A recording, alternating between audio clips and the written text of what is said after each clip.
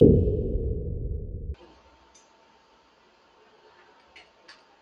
buenos días. Sí, quiero darle gracias a Dios por la oportunidad de estar aquí nuevamente con la comunidad de la Universidad de Guayana, gracias a la cátedra de bloqueo. Para nosotros es de suma importancia que se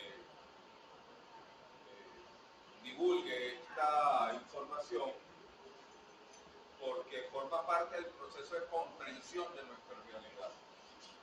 Si nosotros no comprendemos nuestra realidad, no la transformamos, entonces somos esclavos de los hechos que tendencialmente se producen, sin que nosotros podamos ejercer nuestro papel como seres humanos. Seríamos simplemente parte de un rebaño. Muy en boga ese término, el rebaño, a razón de lo de la pandemia. Bueno, la cátedra, la conferencia, perdón, lleva por título La guerra por delegación como expresión de la guerra difusa, caso de Venezuela. Como bien lo explicó el profesor, no es exclusivo de Venezuela este caso, pero nos vamos a centrar aquí. La información que les vamos a suministrar es producto de la investigación que un equipo de investigadores desarrollamos como nuestro trabajo asociado en la Universidad Militar de Venezuela y el Instituto de Atracción de Seguridad de la Nación. Específicamente, yo tengo la responsabilidad de desarrollar las unidades curriculares de Seguridad de la Nación y Geoestrategia y Geopolítica aplicada.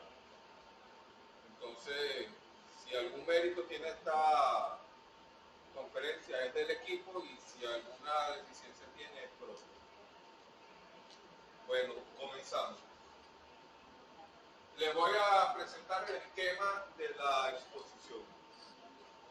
Primero, para entrar en contexto, vamos a revisar algunos conceptos de guerra. Una vez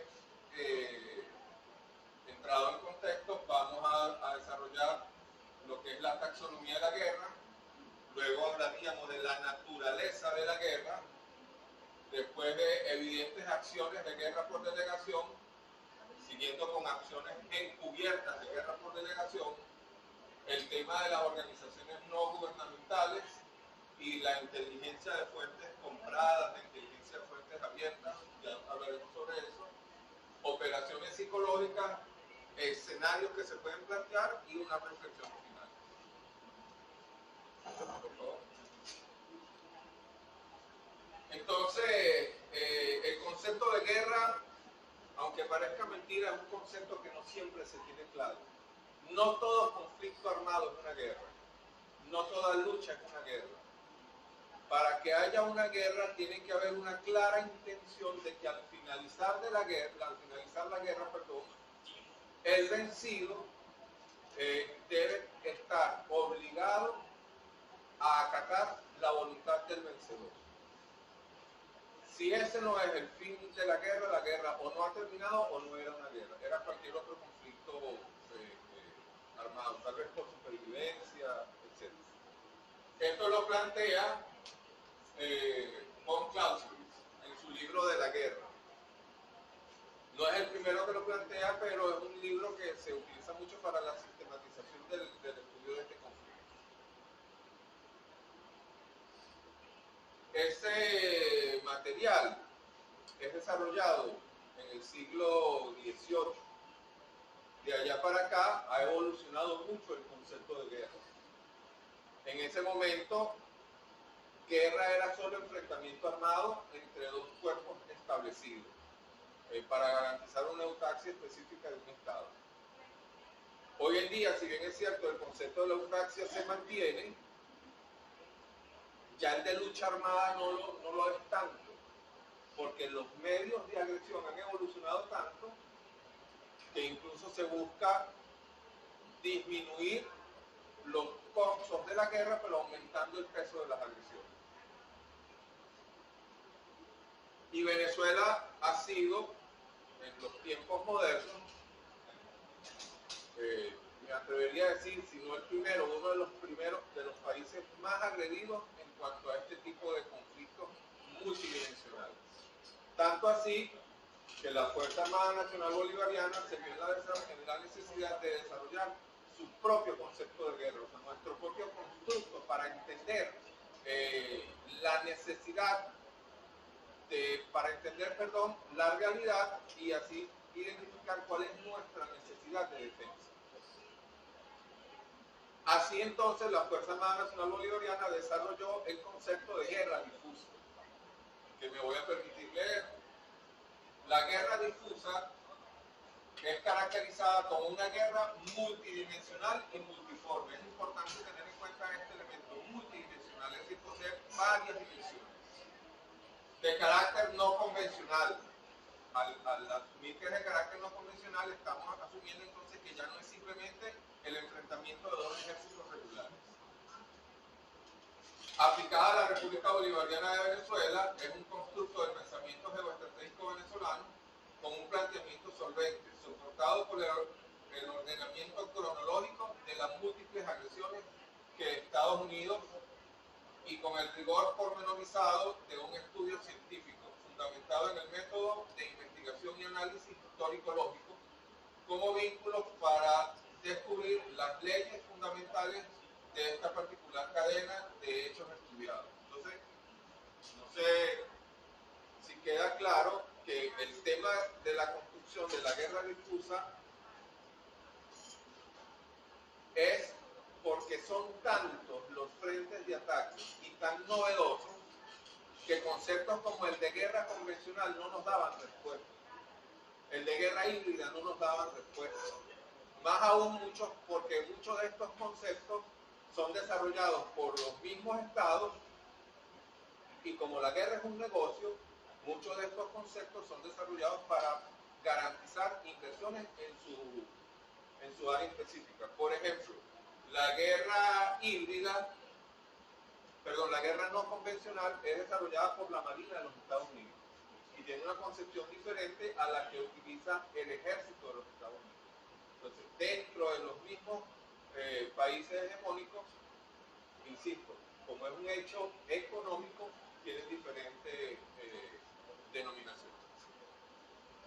Entonces, lo importante de este concepto para el día de hoy es que la guerra difusa es una guerra multidimensional. Y una de esas dimensiones es la guerra por delegación. Entonces, es decir, la guerra por delegación es una de las dimensiones de la guerra difusa. No es una guerra aparte, no es una guerra específica, es una guerra que es una dimensión que se desarrolla paralela a otras dimensiones que se vienen desarrollando también en el concepto de guerra difusa. Es decir, mientras las medidas coercitivas son consideradas armas modernas, porque atacan la estructura del Estado, y insisto con esta palabra, intentan impedir el desarrollo de la eutaxia o la garantía de eutaxia, paralelamente al momento en que se están desarrollando las medidas coercitivas, también se está desarrollando otra dimensión, que es la guerra por delegación. Entonces, me permito leer el concepto también de guerra por delegación. Guerra por delegación es aquel conflicto donde una potencia utiliza a terceros actores, y ahí el hecho de delegado. En inglés podrán encontrar alguna literatura donde la denominan proxy war, pero nosotros preferimos el denominador en español. Terceros actores, ya sean otros estados, grupos u organizaciones terroristas, para defender sus intereses. Es decir, el Estado hegemón utiliza a otros estados u otros grupos no estatales para defender sus intereses. Este tipo de guerra subsidiaria es un tipo de conflicto que se produce cuando una potencia utiliza fuerzas títeres como sustitutos en vez de enfrentarse directamente. Ahí les pido disculpas, no lo coloqué, pero este es un concepto desarrollado por Carlos Lanz en el 2019, en su trabajo sobre el acervo histórico de la guerra por delegación. Entonces, como decía el profesor, hay muchos ejemplos que podemos evidenciar hoy en términos de cómo una fuerza, cómo una potencia delega la responsabilidad de la agresión en otras sociedades políticas o incluso en otros grupos que no necesariamente se constituyen en sociedades políticas. puede haber discusión en algunos. Por ejemplo, algunos dirían que el caso de Siria pudiera no ser una guerra por delegación. O que el caso de Libia, de la guerra de Libia, que se mantiene hoy en día, cambiando tal vez algunos elementos, pero se mantiene, pudiera no ser una guerra por delegación. Lo que no hay ninguna posibilidad de controvertir es si el conflicto en el cual obligaron a entrar a Rusia es o no una guerra por delegación. Es decir, Ucrania está siendo instrumento de la OTAN. Algunos dicen la OTAN y Estados Unidos. A mí no me gusta utilizar esa denominación porque la OTAN, Estados Unidos forma parte de la OTAN. Entonces, Ucrania está siendo utilizada por la OTAN para agredir, o mejor dicho, para amenazar a Rusia. Fíjense que las características de la Fuerza Armada rusa, no sé si ellos lo denominan así, es que ellos tienen una potente, tal vez la más potente y la más eficiente defensa antiaérea y aeroespacial del mundo. Sus equipos de defensa aérea y aeroespacial pueden ser activados en 5 minutos. En ese sentido, mientras la OTAN fue extendiéndose hacia las fronteras con Rusia, ellos no asumieron que habían pisado su línea roja porque hasta ahora, hasta donde han llegado hoy en día, están a 7 minutos de Moscú. Ellos dijeron, no nos importa porque en 5 minutos los destruimos. Eso sin haber desarrollado los S-500 que hablaríamos de eso en otra oportunidad, que son más potentes todavía. Pero una vez ellos tomado el control de Ucrania y hubiesen puesto sus baterías misilísticas de mediano alcance en Crimea, estarían a menos de 5 minutos de impactar en Rusia, en la capital rusa. Entonces imagínense, ya eso es definitivamente la transgresión de la línea roja y por eso obligan a Rusia a entrar en esa guerra. Es decir, Rusia no tenía, sin justificar la matanza porque es un tema ético, pero Rusia no tenía otra alternativa. Para garantizar sus fines, su eutaxia, ellos tenían que impedir que armas de destrucción se colocaran a menos de 5 minutos de su capital. Ahora, esa es la razón por la que Rusia entró. Pero ¿por qué la OTAN, y obviamente presionada por Estados Unidos, hizo esa agresión? Es tema de otra exposición, pero yo no creo que haya sido para destruir a Rusia. Yo creo que fue para obligar a Rusia a entrar en ese conflicto, pero destruir a la Unión Europea como sociedad política. Es decir, para que al final termine dividiéndose la Unión Europea.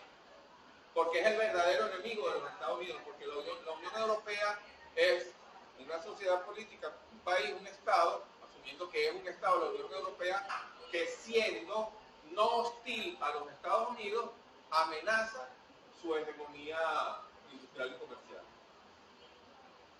Podemos decir que hoy en día la única industria competitiva que le queda a los Estados Unidos es la industria militar. Ojo, y no es de la competición de punta, pero es competitiva todavía. No, la única industria competitiva de los Estados Unidos es la industria militar. Los Estados Unidos ya no tienen posibilidad de competir en la industria automotriz, en la industria de las telecomunicaciones, en la industria de la medicina. Hay muchas potencias que le disputaron y le ganaron ese terreno a Estados Unidos. Ellos se dedicaron a concentrar la mayoría de su inversión en el mantenimiento de su inmenso aparato militar y por eso hoy siguen siendo competitivos allí. Pero ya incluso empiezan a perder esa capacidad de competencia. Por ponerles un ejemplo, Estados Unidos todavía está en fase de prueba en sus armas hipersónicas. Ya Rusia tiene armas hipersónicas en fase de producción y ya China tiene armas hipersónicas en fase de finalización de prueba. Tema de otra conferencia. Ok, entonces ya entendido que guerra es un conflicto que no finaliza en la suspensión de las hostilidades, vamos a definir o vamos a ver una especie de taxonomía de la guerra. Cómo se llegan a los actuales modelos de conflicto. Comenzamos, esto es basado en un estudio que hace el filósofo Gustavo Bueno, quien desarrolló una tesis filosófica denominada el materialismo filosófico, que se nutre del materialismo dialéctico, pero hace aportes tan recientes como hasta el 2016. Entonces plantea el filósofo Gustavo Bueno que la guerra tiene cinco géneros, empezando por las guerras de género cero, que no son precisamente guerras, pero ya prefiguran la forma de la guerra. Gustavo Bueno establece que las guerras de género cero, son conflictos entre sociedades preestatales, pero que aún no desarrollan su propia autarquía. Es decir, tienen algún nivel de vínculo social, más allá del territorial, tienen algún nivel de desarrollo armado, de armamento, pero no es una sociedad estatal. Define él, lamentándolo mucho aquí no se ve, la figura que está ahí es un feto. El feto tiene una formación que se llama notocordio, que es la prefiguración de la columna vertebral. Es decir, cuando se nota la prefiguración de la columna vertebral, ya es evidente que ahí va a haber una columna vertebral. Entonces, en la guerra de género cero son la prefiguración de la guerra, todavía no, pero ya es evidente que va a haber una guerra. Pasamos de allí a las guerras de género 1, que son las guerras donde involucran estados con sociedades preestatales. Es importante que tomemos en consideración esto porque nos va a servir para interpretar, para entender lo que viene a continuación. Las guerras entre estados, un estado consolidado con una sociedad preestatal, es decir, un grupo que no se considera un estado agrede a una sociedad que sí es estatal, a un estado. El ejemplo más concreto de esto son las guerras romanas contra los bárbaros. Es decir, los celtas y otros grupos que atacaron el Imperio Romano no tenían la intención de constituirse ellos en imperio, sino simplemente impedir el avance del imperio. Obviamente ahí ya se considera guerra porque una de las partes tiene la intención de garantizar sus fines, su autarquía. Luego están las guerras de género 2, que son las guerras de sociedades, las de género 1, estados contra sociedades preestatales. Las guerras de género 2 son las sociedades preestatales contra los estados. Es decir, la diferencia entre la guerra de género 1 y la guerra de género 2 es quién ejerce el ataque. En las guerras de género 2 es la sociedad preestatal la que ataca el estado. ¿Sí? Corrijo eso de lo que intervine anteriormente. Aquí viene la guerra de género 3, que son las guerras propiamente dichas. Es decir, para el materialismo filosófico, una guerra, en su completa definición, es la guerra donde dos estados se confrontan y la intención de uno de los estados no es destruirlo, sino controlarlo. Es decir, en el momento en que cesen las hostilidades, que es lo que algunos llaman la paz, nosotros lo definimos como el equilibrio inestable. En el momento en que entonces se llega a la situación de equilibrio inestable, el estado derrotado tiene que estar obligado a cumplir mi voluntad.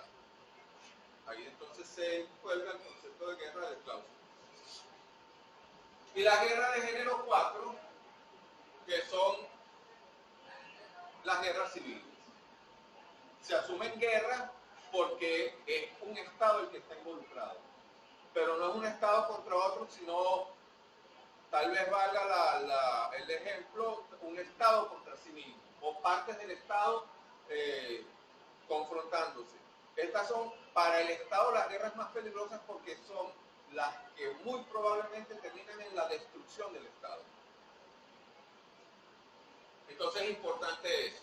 Las guerras de género 2 son las guerras de sociedades preestatales contra estados, preestatales o paraestatales. Las guerras de género 3 son las guerras entre estados y las guerras de género 4 son las guerras civiles. Las guerras de género 0 y género 1 prefiguran lo que es una guerra en sí.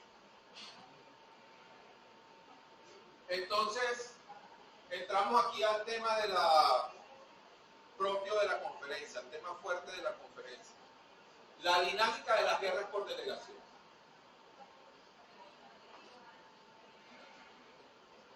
Es decir, la naturaleza de las guerras por delegación. Entonces, la guerra supone un enfrentamiento de poderes. No es un acto ético, ni justo, ni legal. Esto es importantísimo. La guerra no obedece al ordenamiento jurídico, ni nacional ni internacional. De hecho, desde el materialismo filosófico se sostiene que el derecho jurídico internacional no existe. Es solo la capacidad que tiene un Estado de hacer valer sus intereses. Por eso ustedes ven que Israel y Estados Unidos no cumplen ninguna de las resoluciones de las Naciones Unidas y no pasa nada, pero viene Zimbabue o Micronesia y se le ocurre postergar el cumplimiento de ONU y ya le invaden, le ponen sanciones, etc. No es ni siquiera militar. Y cualquier análisis que se emprenda desde estos planos, es decir, desde estos planos aislados, desde el plano político, desde el plano militar, desde el plano legal, va a resultar falso e incompleto e induce a una adopción de decisiones erróneas. Por eso hubo de desarrollarse el tema de la guerra difusa, porque si no, las decisiones iban a ser no correctas. Entonces, la guerra es un acto político que, atendiendo a su dimensión integral, supera y desborda cualquiera de los planos considerados. La guerra es ciertamente una institución de derecho internacional público, pero es algo más que eso. ¿Ves la contradicción? Se intenta normar la guerra, por eso hay tantas resoluciones, leyes, está el derecho internacional de los derechos humanos, el derecho internacional humanitario, que son dos derechos diferentes. Pero más allá de eso, la guerra no obedece sino a los temas que vinculan a todas estas dimensiones. Entonces, en la guerra de género 3, estamos hablando que son sociedades, perdón, la guerra de género 2, son sociedades no estatales versus estados. Venimos de una guerra de género 3. Estados Unidos se confronta con Venezuela, pero está amarrado por el derecho internacional, no porque lo quiera cumplir, sino porque eso le impide desarrollar algunas prácticas políticas de ellos en otras latitudes. Entonces, se produce el decreto de Obama, me escapa el nombre en este momento, la orden ejecutiva que dictó Obama en el 2015. Esta orden ejecutiva libera a Estados Unidos de su ordenamiento jurídico interno y le permite entonces transformar esta guerra de género 3, es decir, la guerra de un Estado contra otro, en una guerra de género 2, es decir, una guerra donde una sociedad paraestatal o preestatal o un Estado, pero que no es el Estado propio de Estados Unidos, agrede al Estado que ellos intentan dominar.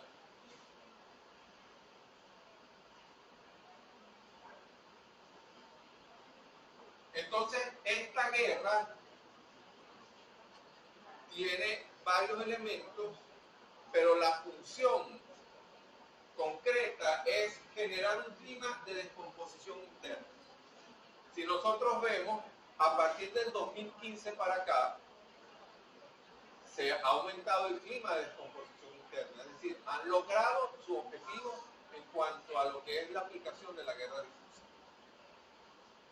Al punto que en algunos momentos, en lo que algunos denominaban las guarimbas, estuvimos a muy corta distancia de entrar en lo que se denomina una guerra civil. Y ese es el objetivo, que nosotros nos destruyamos a nosotros mismos. Entonces, teniendo nosotros claro eso, debemos enfrentarlo.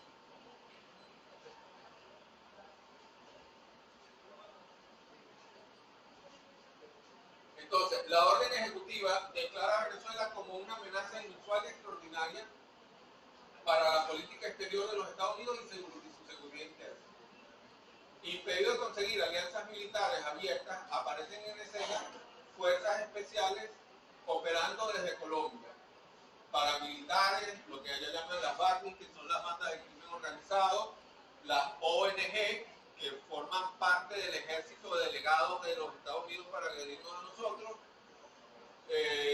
los organismos multilaterales como la OEA y el más conspicuo de todos, la OEA, y lo que nosotros hemos denominado los TANCOL, los terroristas armados y narcotraficantes colombianos. También entran dentro de esta suerte de hordas delegadas para agredirnos algunas personalidades, tristemente muchas de nacionalidad venezolana. Por favor. Entonces, vamos a ver, tal como plantea el esquema, algunas acciones que son abiertamente acciones de una guerra delegada, es decir, tienen un claro propósito de crear una desestabilización interna del país y son dirigidas desde el exterior. Tenemos que el 27 de junio del 2017, un exfuncionario del CICPC tomó control de un helicóptero y bombardeó el Tribunal Supremo de Justicia. Esta acción por sí sola no parecería más que un acto temerario, pero la respuesta que hubo de los organismos internacionales de apoyo irrestricto a esta persona es una muestra evidente de que fue planificada y financiada desde el exterior. Básicamente la investigación DACA fue financiada por los Estados Unidos. El 23 de enero de 2019 hubo la autojuramentación de Juan Guaidó, que se asumió como presidente de la República. Y la gente dirá, bueno, ¿cómo es esto una acción delegada, una acción de guerra delegada? Bueno, el primer país que reconoció a Juan Guaidó como presidente de la República, y creo que lo sigue reconociendo, aunque no lo reconozcan aquí, porque ellos no han dicho que no lo reconocen, fue Estados Unidos.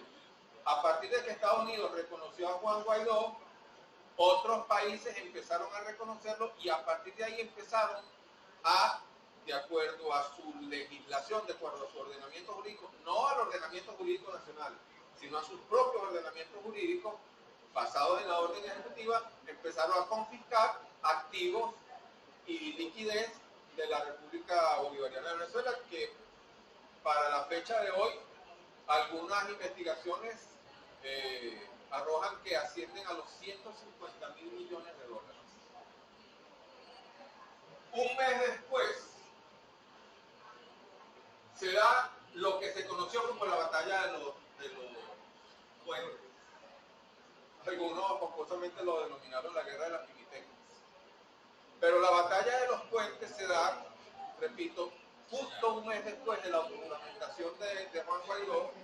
La intención era, supuestamente, introducir ayuda humanitaria. Se evidenció que en los camiones que intentaron introducir no había ninguna ayuda humanitaria, pero también se evidenció que amparados en esa acción de intentar introducir ayuda humanitaria, fuerzas como el FUDRA, en combinación con los paramilitares colombianos y algunos TANCOL, lograron ingresar en Boca de Grita. Lograron incluso controlar territorio venezolano por algunos instantes. Parte de nuestro territorio fue controlado por esas fuerzas delegadas y gracias a la Unión Cívico-Militar logró hacerles frente. Ellos lograron tomar el control del puerto de Boca de Grita, incluso lograron tomar el control de algunas unidades militares, algunas unidades de transporte militares, y lograron penetrar hasta el cementerio de Boca de Grita. Estuvieron ahí por espacio de unas horas y fueron, gracias a Dios, se lograron repeler. Días después se da la agresión al puesto de la mulata. 60 individuos paramilitares lograron atacar el puesto de la mulata de la Guardia Nacional. Otra vez, una fuerza no estatal, paraestatal, motivada por financiamiento e intereses de un agresor, no logra penetrar en nuestro territorio. Una de las que más divulgación en los medios tuvo fue la Operación Gedeón, del 13 de agosto del 2020. Es importante señalar que aquí en esta operación también la Unión Cívico-Militar logró controlarla, tanto así que pescadores del litoral central lograron detener a boinas verdes. Se conoció públicamente de 2, pero eran 3 los boinas verdes detenidos por los pescadores venezolanos. Y finalmente, digo finalmente porque no voy a hacer un listado de todas las agresiones que se han dado, pero podemos mencionar hace unos días, escasos una semana, el 6 de este mes, se desarrolló un ataque coordinado a todos los puestos policiales de la zona de las Tejerías en el estado de Aragua.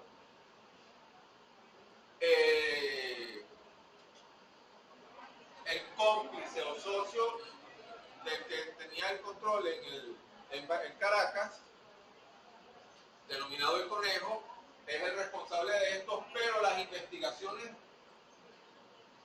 orientan a que efectivos militares y policiales retirados y otros en situación de fuga intervinieron activamente en este enfrentamiento, y el financiamiento fue, según las investigaciones que lleva la Fiscalía, fue producto de directamente de Estados Unidos, a través de sus operadores que tienen aquí en la CIA. Entonces estas son las que son abiertas, las que no se discuten en ni la autoría material ni la autoría intelectual. Pero hay operaciones encubiertas. Obviamente no las podemos listar porque sería irresponsable. Por el hecho de ser encubiertas no hay material incuestionable de que sean así. Pero es interesante lo que plantea Curtis, que es el jefe del Comando Sur de Estados Unidos. Él plantea: especial interés adquiere posicionar la matriz de que Venezuela entra en una etapa de crisis humanitaria por falta de alimentos, agua y medicamentos. Entonces, el interés de ellos es posicionar esa matriz. Hay que continuar con el manejo del escenario donde Venezuela está cerca del colapso. Es un escenario que ellos manejan. Y de implosionar, demandando de la comunidad internacional una intervención humanitaria. Insisten en que sea la comunidad internacional la que intervenga en Venezuela, es decir, insisten en su dimensión de la guerra delegada o de la guerra por delegación. Doctrinariamente hay que responsabilizar al Estado como causal del estancamiento económico, la inflación y la escasez. Es decir, es un tema de su doctrina. Entonces, y ahora lo vamos a ver, todas las intervenciones que vayan dirigidas a sentar esa matriz de opinión en la opinión venezolana, en los medios de comunicación y en las redes sociales, obviamente están condicionadas por este pensamiento que de manera descarada y abierta expresó Curtis.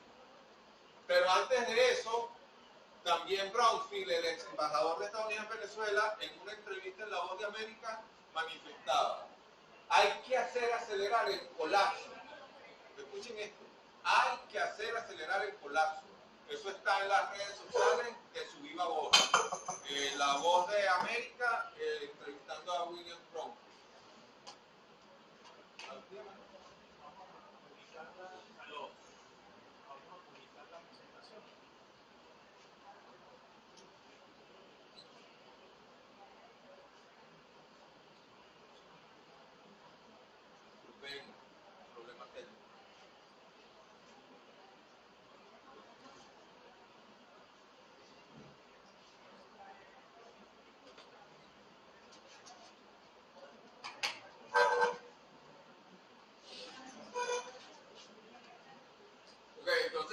en el punto donde William Brownfield manifestaba: hay que acelerar el colapso aunque produzca un periodo de sufrimiento mayor. Aunque produzca un periodo de sufrimiento mayor, hay que acelerar el colapso. Y decía él, este periodo puede ser de meses o quizás de años, pero hay que acelerar el colapso. Entonces, obviamente, todas las... Y esto se refería a la empresa petrolera. Si escuchan la entrevista, lo notarán. Entonces, todas las acciones que hayan impedido de manera inexplicable que la empresa petrolera se rehabilite pudieran estar dentro de las operaciones encubiertas que dentro de la guerra por delegación Estados Unidos desarrolló. Y les voy a decir una anécdota. Nosotros, el Instituto de Alto Estudio de Seguridad de la Nación, obviamente capacita personas en esta área y fue convocado para hacer un análisis del supuesto ataque, digo supuesto porque no lo pudimos comprobar, yo no participé en esa comisión, de un misil que hubo en la refinería de Paraguaná, de Punta Candón.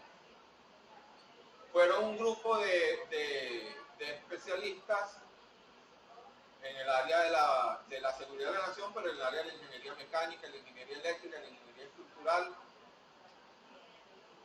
Se alojaron en un hotel y a un día específico fue una van, se dirigía a Punta Cardón a hacer un análisis de los materiales, cómo habían quedado, de la estructura, cómo habían quedado. No lograron llegar porque fueron interceptados a disparos de fusil en el trayecto de la ruta. Como la camioneta no era blindada, se tuvieron que devolver. Imagínense eso. Un grupo de especialistas que iba a hacer un análisis de un aparente bombardeo fue impedido de llegar a la zona.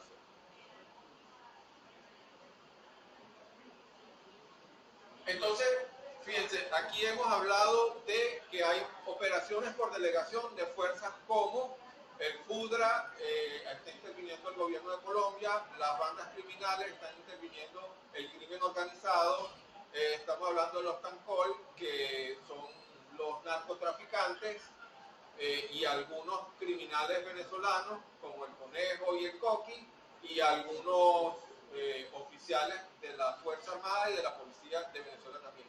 Todos coordinados en esta delegación para agredir a Venezuela. Pero además de eso, para que esas agresiones sean efectivas, tiene que haber un órgano de inteligencia.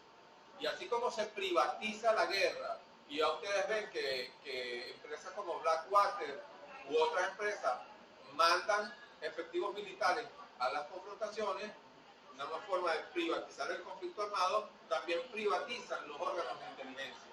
Y es aquí donde entran las organizaciones no gubernamentales, que dicho sea de paso, tal vez lo voy a decir más adelante, pero me interesa aclarar que estas organizaciones, en su mayoría, por no decir absolutamente todas, son financiadas por el gobierno de los Estados Unidos. La National Endowment for Democracy es quien financia estas organizaciones. La National Endowment for Democracy es creada por el Congreso de los Estados Unidos.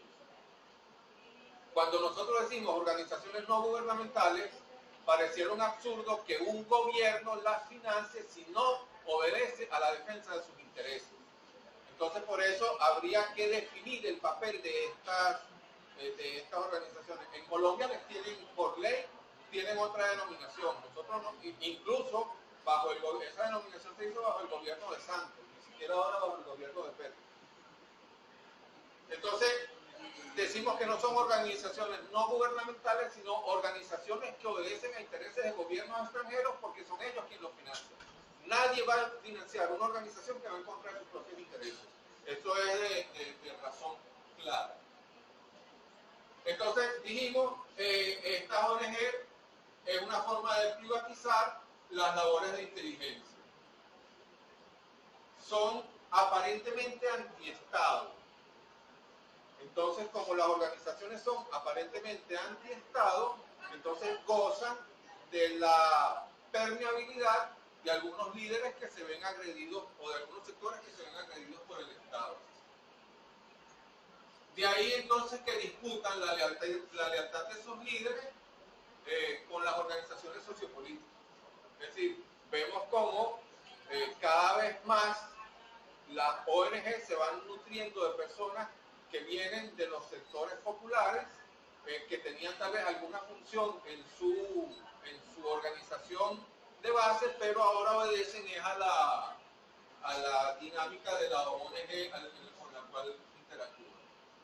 Tienen una retórica progresista, defienden el concepto de sociedad civil por encima del concepto de poder popular. Esto es importante. Y es uno de los elementos que debe corregirse desde nuestro punto de vista en la Constitución de la República Bolivariana de Venezuela.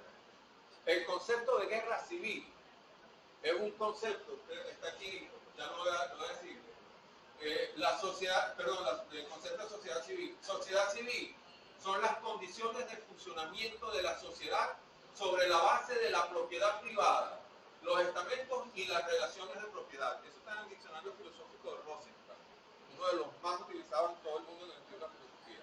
Es decir, desarrollar el concepto, la retórica de la sociedad civil, negando el del poder popular, establece una especie de lucha censitaria. Como había antes el voto censitario, antes de ser voto popular, bueno, es la lucha censitaria, es la lucha de los que tienen el manejo de una propiedad en función de los intereses y de los beneficios que esa propiedad te da.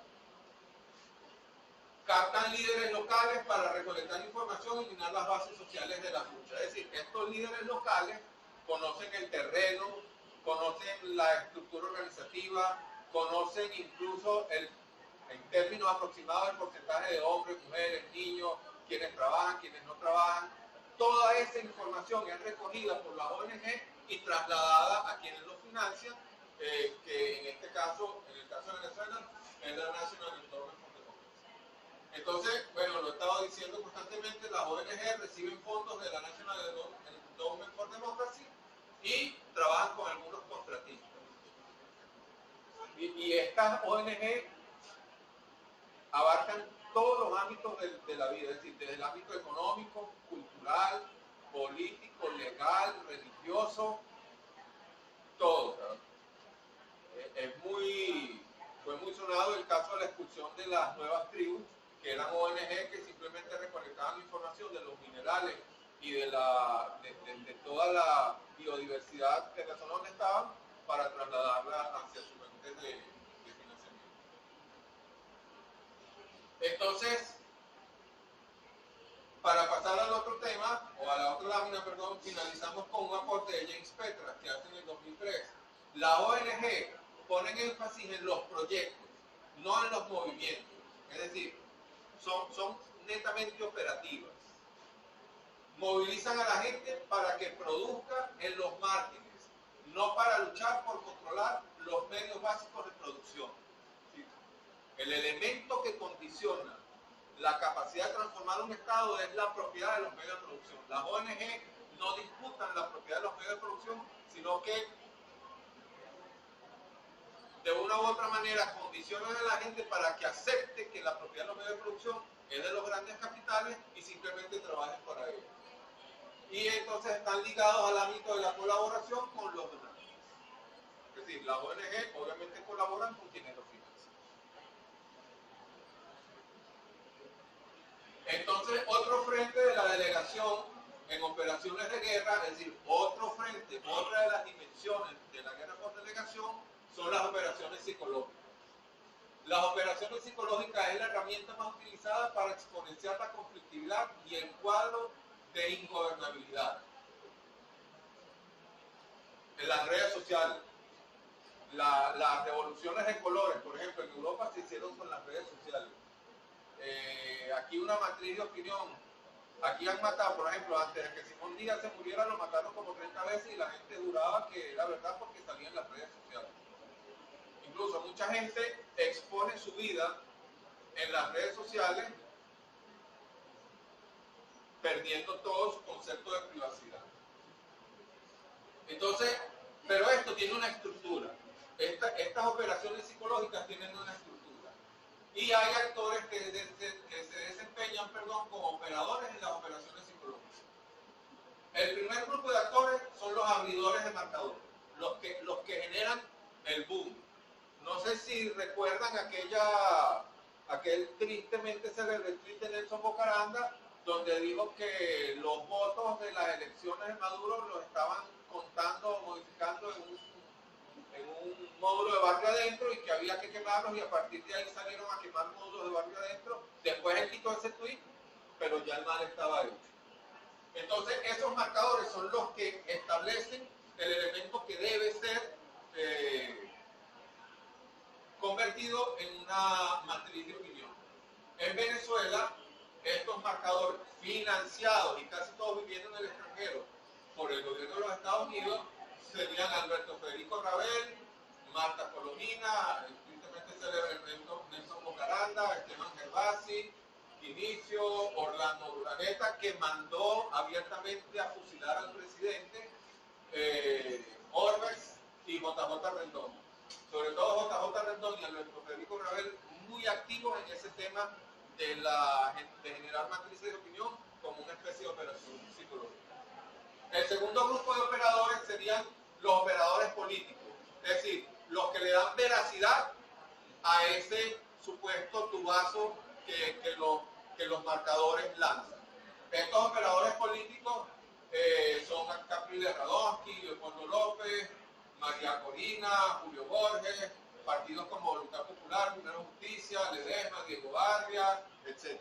Entonces son personajes que, obedeciendo a intereses extranjeros, le dan piso político a la matriz de opinión que intentan sentar las operaciones psicológicas.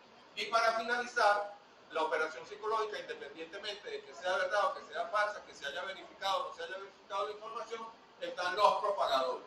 Entre esos hay muchos. Podemos mencionar aquí Julio Montoya, el diario Tal Cual, La Patilla, Run Runes, Patricia Poleo. Entonces fíjense que aquí vemos cómo operadores marcadores también forman parte de los propagadores, porque Run Runes es de Nelson Bocaranda y La Patilla es de Alberto Federico Rabel. Entonces todo un entramado de operaciones que van a condicionar la psiquis del pueblo venezolano para desarrollar un pensamiento en el cual nosotros lleguemos a la conclusión de que nada puede ser peor y nos vamos o a una guerra civil o a una entrega de nuestro proceso a las fuerzas que nos quieren llevar a la restauración del capitalismo. Entonces fíjense, ya finalizando, hay unos escenarios. Toda esta información plantea unos escenarios. Hay un escenario tendencial. El escenario tendencial es la tendencia, valga la redundancia. ¿Qué pasa si todo sigue así y nosotros no hacemos nada? O si seguimos haciendo lo que hemos estado haciendo, que no ha impedido el éxito de algunas campañas, no solamente de guerra por delegación, sino de otros tipos de guerra. Bueno, ahí pasaría que va a haber una colaboración con las fuerzas restauradoras, hay una disminución de la participación popular, y esto es evidente si nosotros vemos los procesos electorales, desde el 98 para acá, cada vez es menos, mejor dicho, específicamente desde el 2015 para acá, desde que se hizo la orden ejecutiva, cada vez es menos la participación del pueblo en los procesos electorales, es decir, a cada vez menos les importa el proceso electoral. Ojo, y la pérdida del caudal de votos ha sido para ambas partes, tanto la oposición como el gobierno han perdido un caudal electoral importantísimo. Si esto pasa así, va a llegar un momento en que el modelo de Estado se destruye y indefectiblemente volveríamos al modelo de Estado donde la propiedad privada de los medios de producción, tal vez no estamos muy lejos de eso, y asumo la responsabilidad de haber dicho esto, donde la propiedad privada de los medios de producción entonces pasaría otra vez a formar parte de los derechos de un sector de la población y no de los elementos que garantizan los derechos para el completo sector de la población. Es decir, los medios de producción dejarían de ser los elementos que pasan a garantizar la autaxia del Estado y caeríamos en el concepto aristotélico que ellos garantizarían entonces la autaxia de una clase social. Contrario a eso tenemos el escenario alternativo.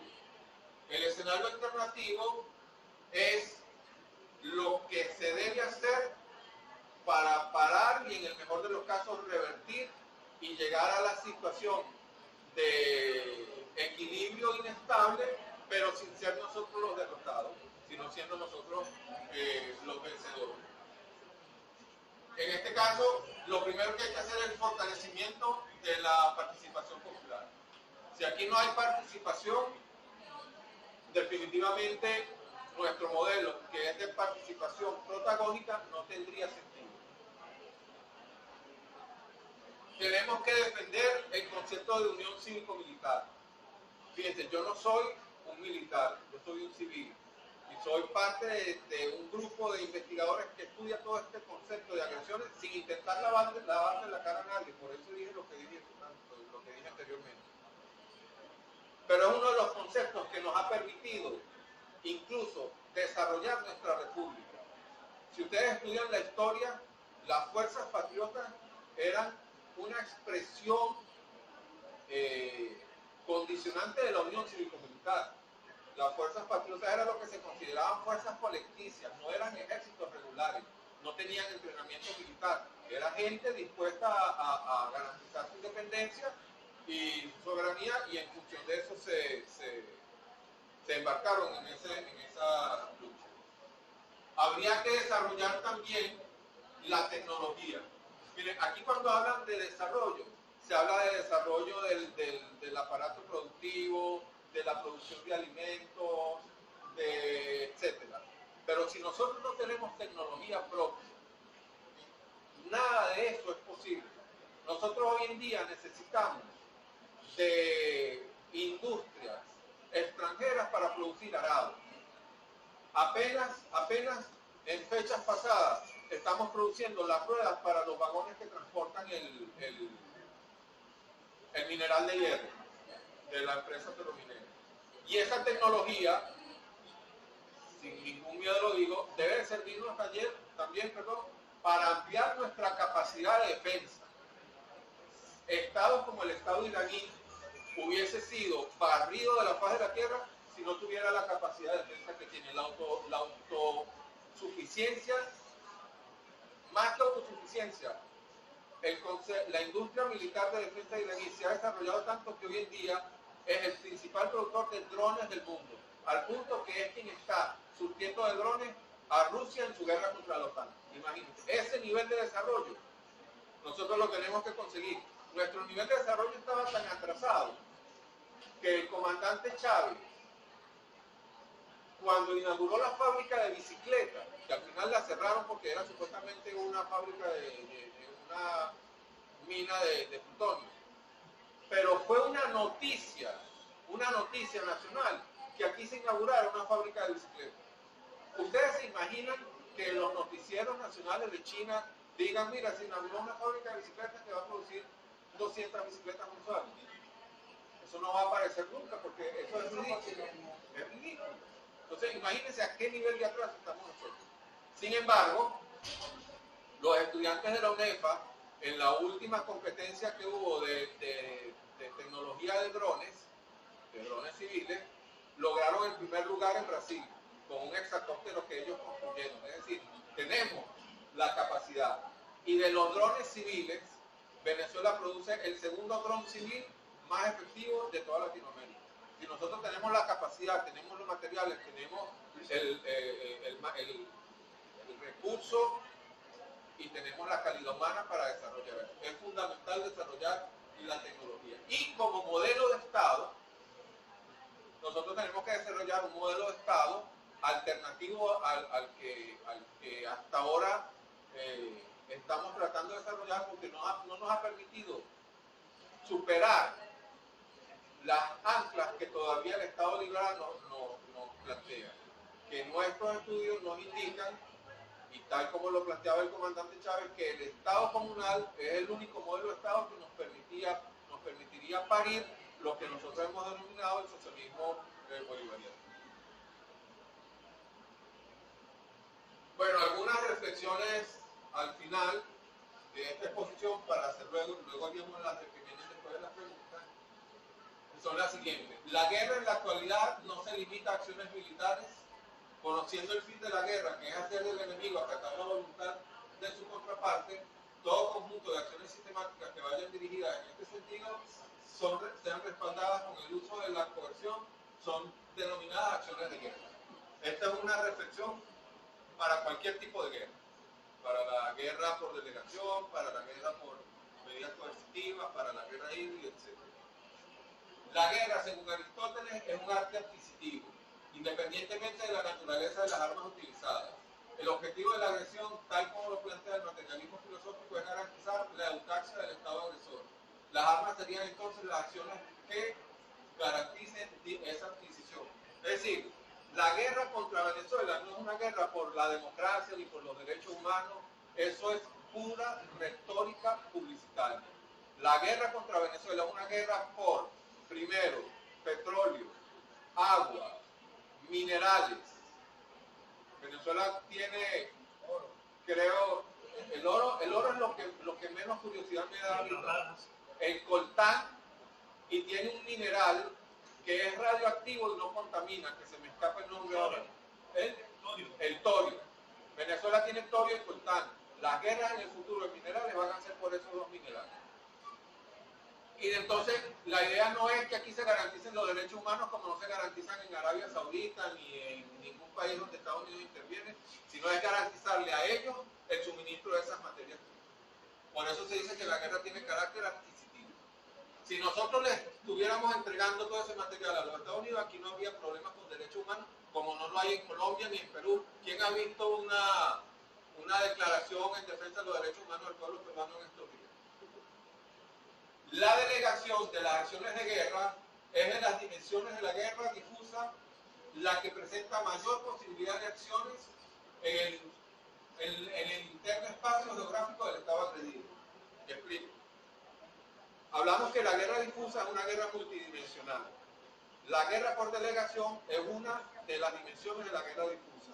Y la guerra por delegación es la que le permite al agresor tener más acciones directas y encubiertas dentro del territorio del Estado agredido. Finalmente, la efectiva identificación de los operadores del enemigo, tanto internos como externos, dejando atrás romanticismos inicuos, permitirá identificar y neutralizar sus acciones. Tenemos que saber quién es quién para neutralizar. Finalmente, hoy en el 204 aniversario del discurso de la Angostura, creí pertinente cerrar la exposición con un pensamiento del Libertador. Luego, extendiendo la vista sobre el vasto campo que nos falta por recorrer, fijemos la atención sobre los peligros que debemos evitar. Que la historia nos sirva de guía en esta carrera. Muchas gracias.